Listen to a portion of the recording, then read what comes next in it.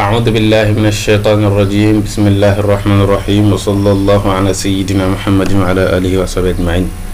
السلام عليكم ورحمة الله وبركاته mbokk yi ñuy dikk ak yéen ci suñu bindub Laxdari tey mu nekk suñu bindum ñeent fukk ngeen ci ànd seen mbokk taalibe Cheikh Omar Niang di leen ñaan ngeen continuer ci abonné ak ci partager mbokk yi ñuy mottali yi nga xam ne moom lañu sopp ci julli muy ngëneel yi mu ne watakunu sopp nañu mu nekk as-suuratul ula saar bu njëkk bi qabla thaniyati la njëkk ñaareelu saar ba bu nekkee yaa ngi ci sa première rakaa saar ba nga cay jàng bu nekkoon suuratul falaq nga mokkal ak suuratul naasi rakaa bu njëkk bi jàngal suuratul falaq parce que moo gën a kawe moo jiitu suuratul naasi bu fekkee ci benn rakaa bi ngay jàng ñaari saar yépp njëkk la jàng suuratul falaq teg ci suuratul naasi wa atwala minha bëgg nañu saar bu njëkk bi gën a gudd saaru ñaareel bi première rakaa saar ba ngay jàng dañoo bëgg mu gën a gudd nag bi ngay jàng ci ñaareelu rakaa bi wal hayatul maalumatu ak defin wi ñu xam comportement bi ñu xam fi rukuuci ci rukuu wa sujuudi ak sujuud wal juluusi ak toog dañoo sopp rukuu nga defee ko ni ñu xam boo rukuuci jël sa loxo yi teg leen ci sa bëti omi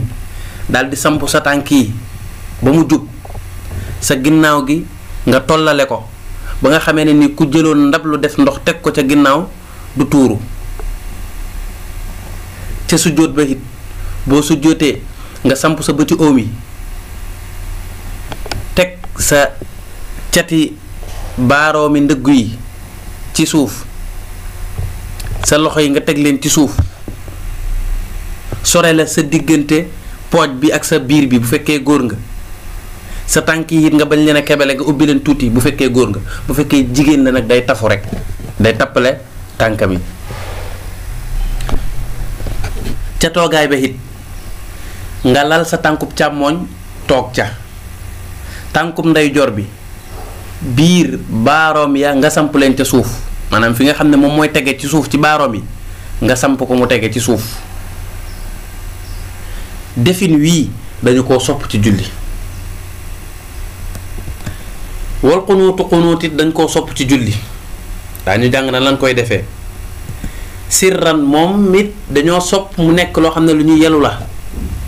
doo ko wax ci kaw parce que ñaan la te ñaan kenn du ko wax ci kaw lu ko mooy day niroog ngistal qabla rukuu'i sopp nan mu nekk la njëkk rukuu ba wa ba'da suurati ak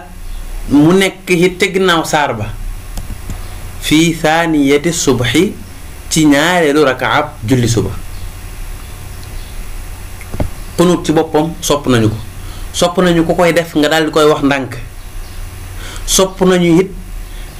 ci ñaareelu rakaa suba ba nga koy def ba nga jàngee saar ba pare balaa ngay rukoo nga def ko ci diggante boobu